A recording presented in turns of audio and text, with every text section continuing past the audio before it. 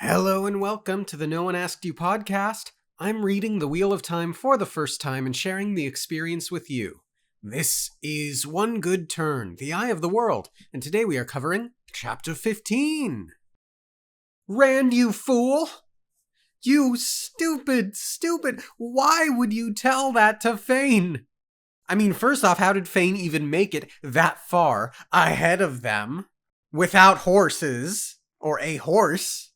Considering how fast the D&D party went. But why? So dumb. Other than that, good chapter. Exciting chapter. I think that Rand has some magic stuff going on, some magic instinct stuff going on with the White Cloaks. And let's see. Matt being also quite dumb. Little bit of metaphor and prophecy type thing going on with the girl that dresses like a boy. I'm totally blanking on her name just this second. But also, before we get into it, did I not call it? Stupid Moraine, stupid Lan should have had an eye on all the kids, all the time. Look, I know, I don't want them to be prisoners, but I called it last week. It is their first time in the big city. Of course they are going to get into trouble. Oh, so careful, Lan. Come on. But yeah, good chapter. Let's get into it. It starts with Rand waking up late, or later than everyone else. He's kind of upset that no one woke him up earlier. It's his first day in the big city. He wants to experience it, and he doesn't want to waste any time, but no one's around. He gets dressed, and he hesitates for a moment, considering whether or not he wants to take his sword with him. And eventually he does decide to take it, and there was this cute line.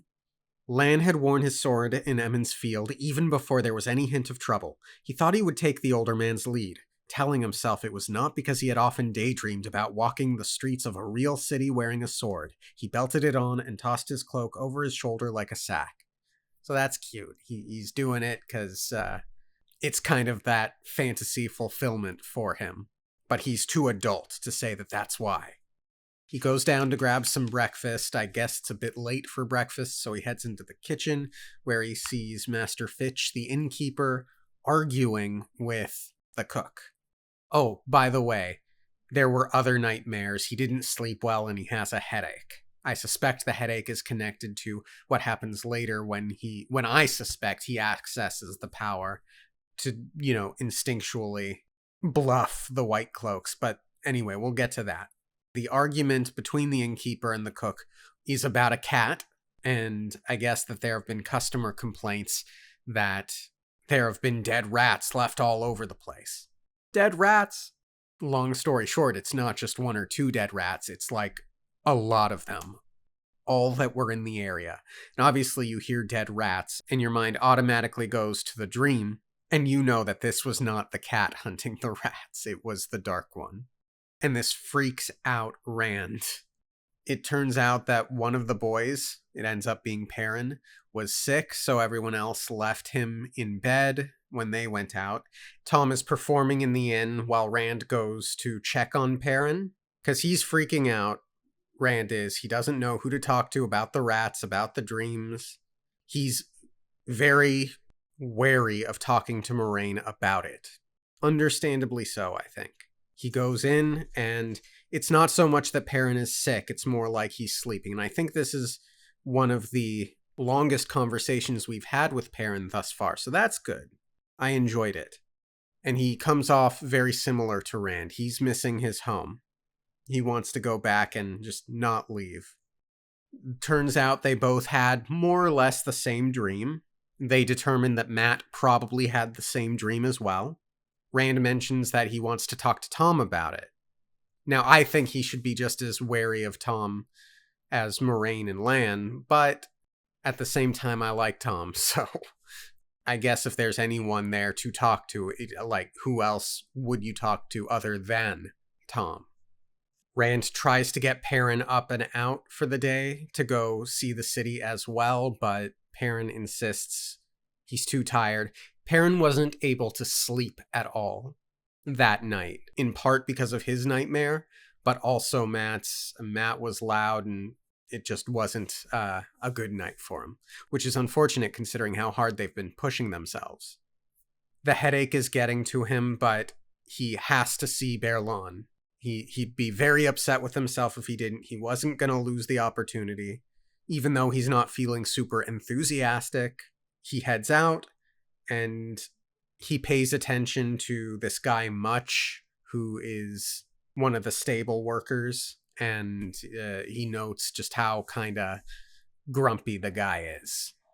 He steps out onto the street, and he's overwhelmed with the sheer volume of people. Now, obviously, we also know that there's more than your average amount of people in the city because of the weather, etc.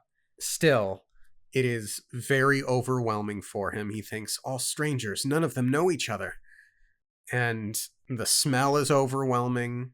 He decides to go back into the inn and not head out. And he has a couple of justifications. What if Perrin starts to feel sick? What if Tom finishes his performance? And he sits... Well, technically he doesn't go into the inn. He goes into the stable yard area. He's sitting there and he's contemplating Much, whether or not he's a dark friend, whether or not he's just embarrassed from the night before when they had come in. And Rand is joined by the girl who dresses like a boy, Min. Min is the name. There's a really great interaction. It's something of a revelation to Rand that the folks in the city have stereotypes or preconceived notions about how the people are that live in the Two Rivers area. What makes you think I'm in trouble? The Two Rivers is a quiet place, and we're all quiet people. No place for trouble unless it has to do with crops or sheep. Quiet? I've heard men talk about you Two Rivers folk. I've heard the jokes about wooden-headed sheepherders, and then there are men who have actually been down country. Wooden-headed? What jokes? The ones who know say you walk around all smiles and politeness, just as meek and soft as butter, on the surface anyway. Underneath, they say you're all as tough as old oak roots. Prod too hard, they say, and you dig up stone, but the stone isn't buried very deep in you or in your friends. It's as if a storm has scoured away almost all the covering. Moraine didn't tell me everything, but I see what I see.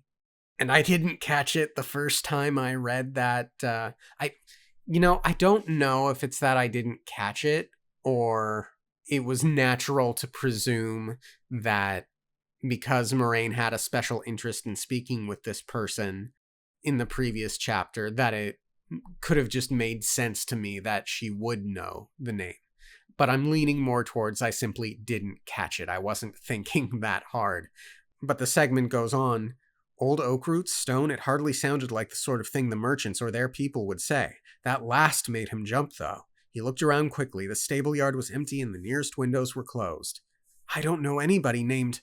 What was it again? Mistress Alice, then, if you prefer. The big revelation there to me. She knows Moraine's name. They briefly discuss the White Cloaks, and we learn why Moraine wanted to speak to this person, Min, specifically. She says I see pieces of the pattern. Min gave a little laugh and shook her head. Sounds too grand to me. I just see things when I look at people, and sometimes I know what they mean. I look at a man and a woman who've never even talked to one another. I know they'll marry, and they do. That sort of thing. She wanted me to look at you, all of you together.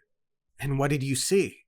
And then, if I were doing this with Kitty, I would be like writing down every list of things she sees for my notes and wondering, what does this mean? What does that mean? And we'll go through them, at least in some small detail. A lot of them I really don't know what to make of it, but there is one I will note. Note two. There are two that I will note of specific interest to me. And what did you see? When you're all in a group? Sparks swirling around you, thousands of them, and a big shadow darker than midnight. So the sparks are energy. I presume shadow darker than midnight is the looming threat of the Dark One, I think. It's so strong. I almost wonder why everybody can't see it. The sparks are trying to fill the shadow, and the shadow is trying to swallow the sparks. You are all tied together in something dangerous, but I can't make any more of it. That sounds a little bit like the flame in the void, but it seems fairly self-evident that no, it's the conflict between good and evil, between the Dragon Reborn and the Dark One. Light and dark.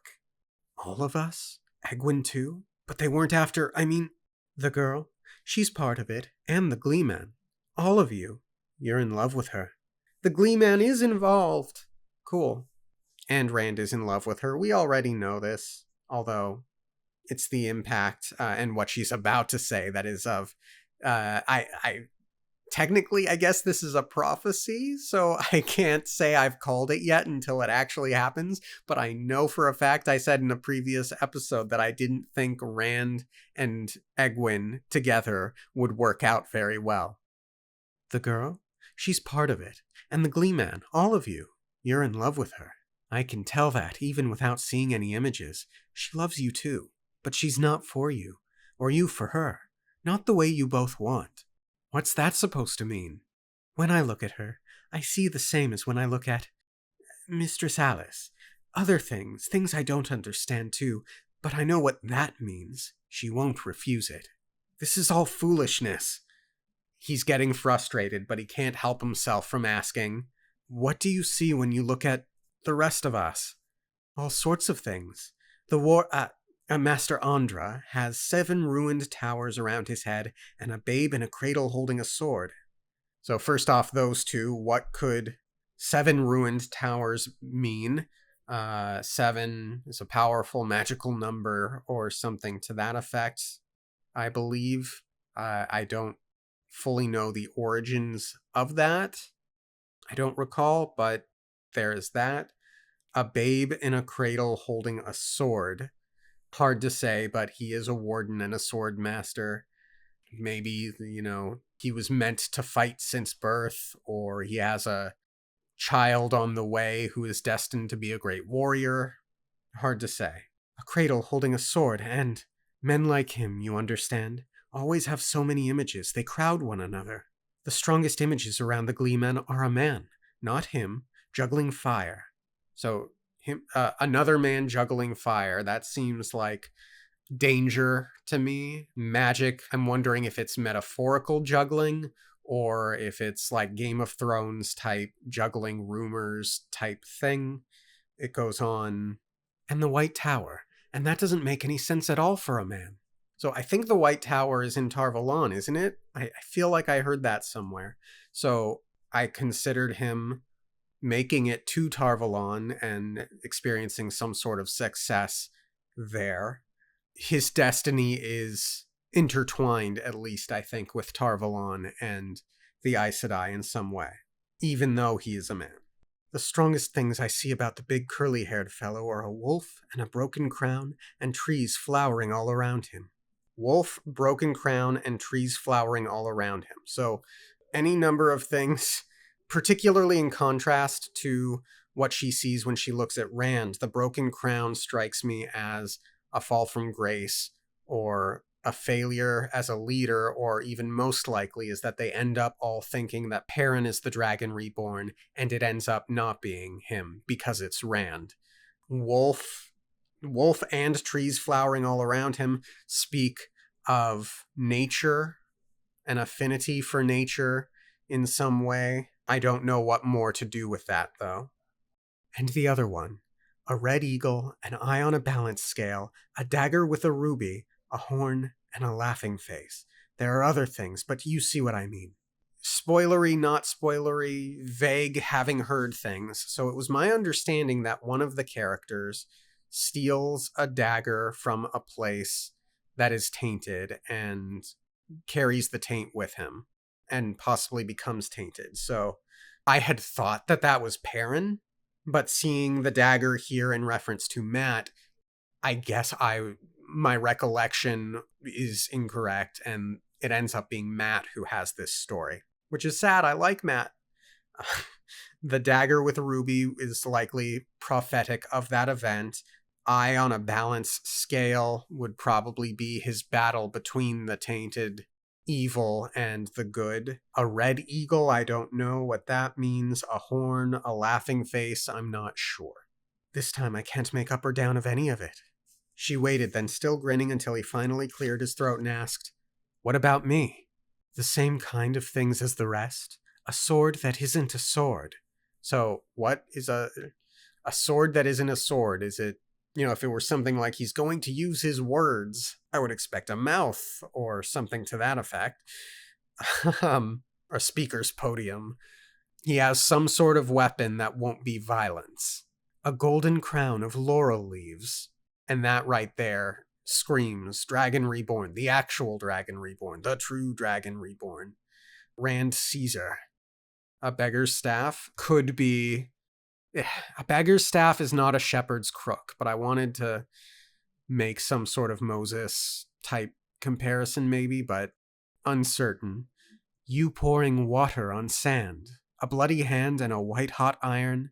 3 women standing over a funeral bier with you on it. Black rock wet with blood. So the funeral could simply mean the metaphorical death and rebirth of the hero. Or they fake his death in some way. Or he genuinely dies and comes back. Either way, I think his images, I don't know what they all mean, but much more specifically scream Dragon Reborn to me than Perrin's or Matt's. Most of all, I see lightning around you. Some striking at you, some coming out of you. I don't know what any of it means except for one thing. You and I will meet again. Then we get that cute optimism. Why shouldn't we? I'll be coming back this way on my way home. I suppose you will at that. Suddenly her grin was back, wry and mysterious, and she patted his cheek. But if I told you everything I saw, you'd be as curly-haired as your friend with the shoulders. And then we get something much more on the ominous side of this really intriguing conversation. What do you mean? Do you see anything about rats or dreams? Rats? No rats. As for dreams, maybe it's your idea of a dream, but I never thought it was mine. I have to go. I have to meet my friends. Go then, but you won't escape. He didn't exactly break into a run, but every step he took was quicker than the step before. Run if you want. You can't escape from me.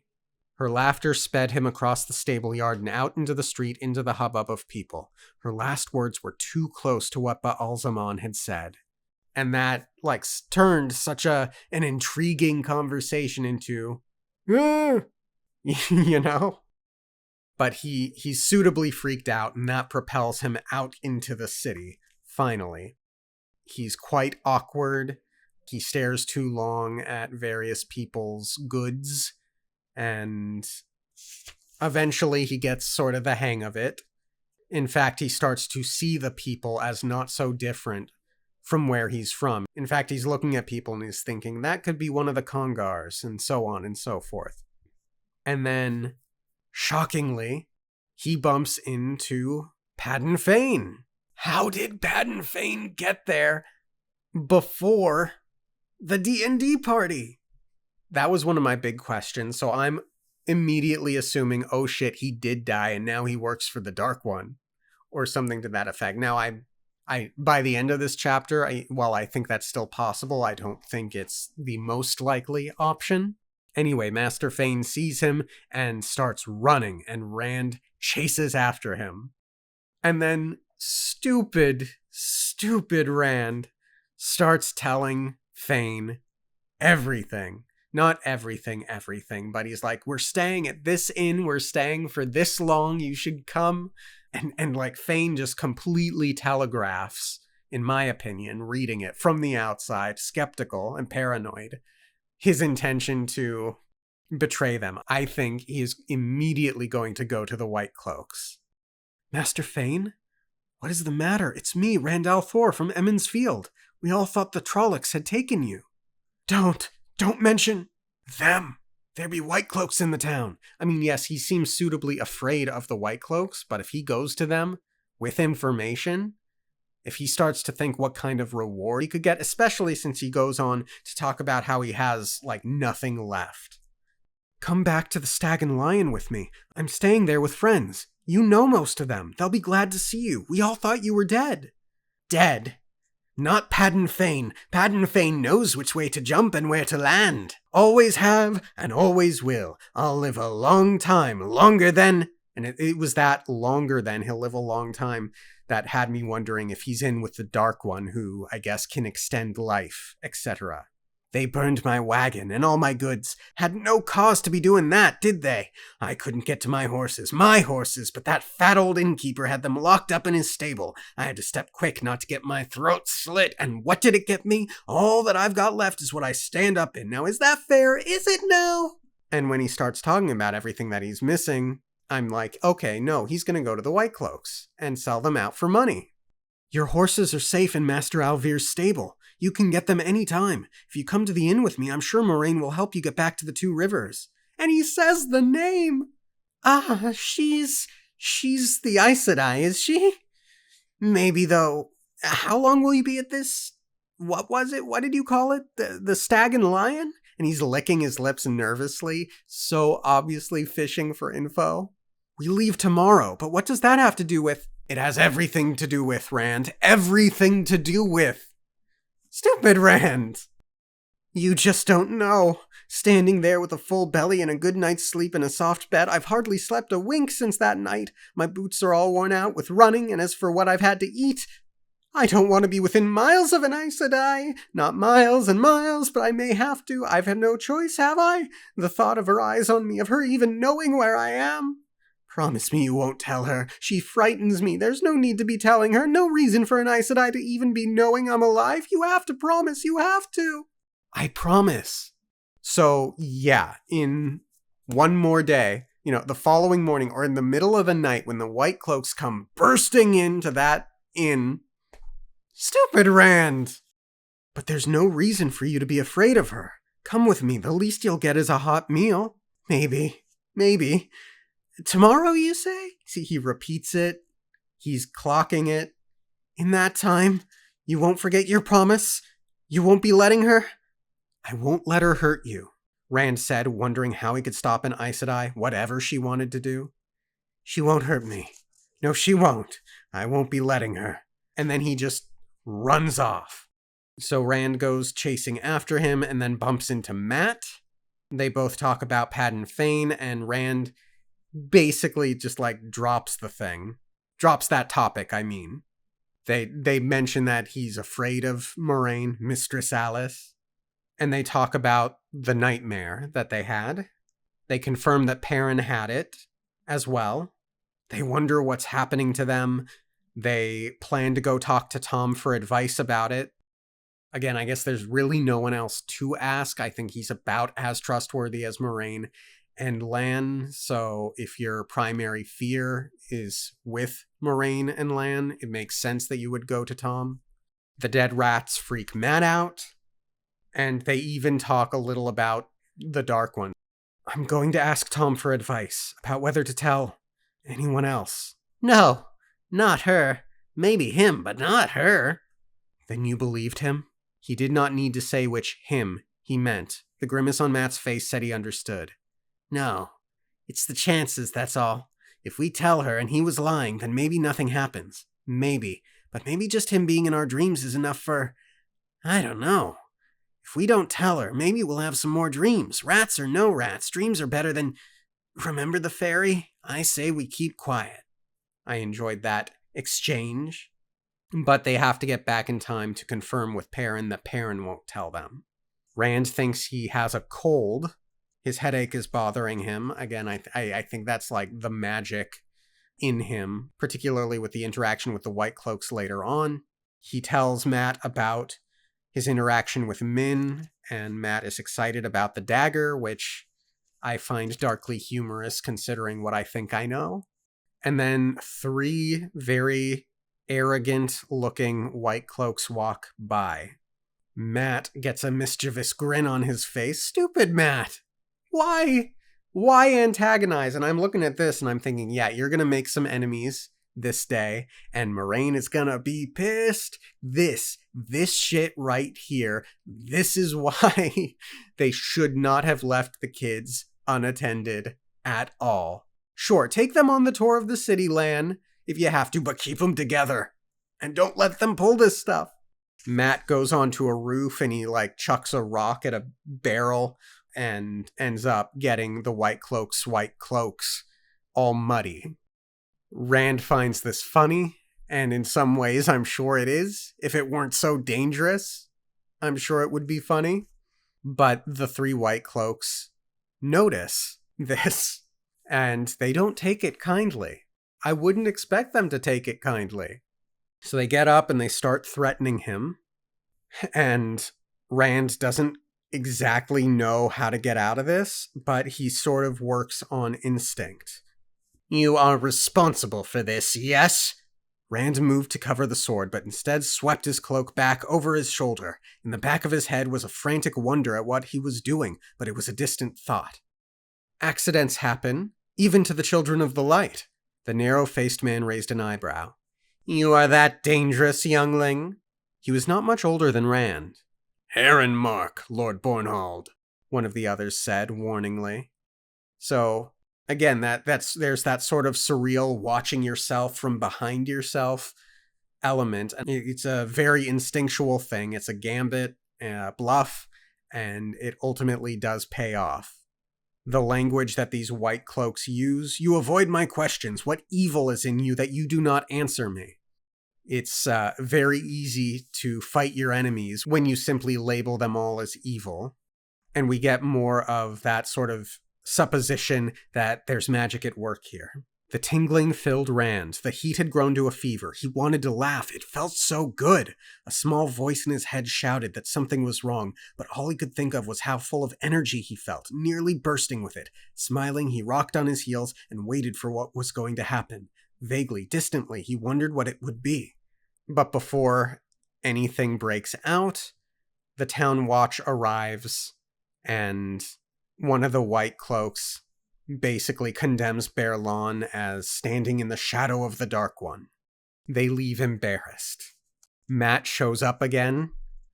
I'm curious what Matt was thinking was going to happen. I'm curious if Matt was going to chuck a rock at one of their heads to try and distract them to give Rand an out. We'll never know. But, very brave of Matt to run and hide and leave Rand to the mercy of the white cloaks. Rand reflects that that's going to be a story that'll spread. So much for not calling attention to themselves. And eventually they bump into Tom. The two of them start telling him what they've been experiencing with the dreams. And we learn that it's between the three of them, or at least the two of them for the moment, the dreams aren't one-to-one. There are some minor differences. Some of that could be by dint of there are genuine minor differences, or some of it may just be that they're recalling things slightly differently. I do believe that there are some minor differences, though. One of the big things I get from this is it's not just the Aes Sedai that don't know which of them is the Dragon Reborn. I wonder if the Dark One himself doesn't know which one of them is the Dragon Reborn, which again could connect to he had the laurel crown and Perrin had the broken crown. Maybe they will think that he is not just the Aes Sedai, but the Dark One as well. They go over the names that they heard in the dream: Gwair, Amalasan, Rowland, Darksbane, Davian, Urian, Stonebow. Tom says that they are dangerous names. They shouldn't speak the names for fear someone may hear them. One of the names is 2,000 years old.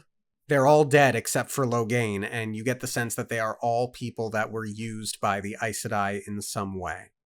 And Matt asks, were they used, like he said, and killed? You might say the White Tower killed them, you might say that.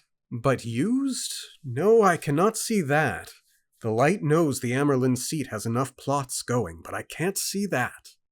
So that's really interesting. So there is certainly some spin then, potentially, on what the Dark One says, which makes sense. He's deceptive. He wants to manipulate. He wants to suggest and misrepresent and so on. Matt asks about the Eye of the World. What in the light is that supposed to be? A legend. Maybe. As big a legend as the Horn of Valere, at least in the Borderlands. Up there, young men go hunting the Eye of the World the way young men from Ilion hunt the Horn. Maybe a legend. What do we do, Tom? Do we tell her? I don't want any more dreams like that. Maybe she could do something. Maybe we wouldn't like what she did, Matt growled. Tom offers his advice, and I'm surprised it wasn't one of those vague, I can't make your decisions for you, but I would emphasize XYZ. No, he outright says, I say hold your peace. Don't tell anyone for the time at least. You can always change your mind if you have to, but once you tell, it's done, and you're tied up worse than ever with her. And then Tom realizes that they haven't told Perrin yet as well, so they all start running back to Perrin to tell him to make sure he doesn't tell Moraine. And they bump into Perrin, who was just heading out of the inn, and surprise, surprise, Nynaeve has shown up. How fast did she travel? I mean, really? Okay, look, I guess an individual can travel faster than a group, and that counts for Fane as well. But the group was really pushing themselves hard and were magic enhanced. So, what is she doing here? She came after us, Perrin said. She's with Mistress Alice right now, and it's cold enough in there to snow. My da says only a fool puts his hand in a hornet nest until he absolutely has to. God, my voices are so consistent on this series.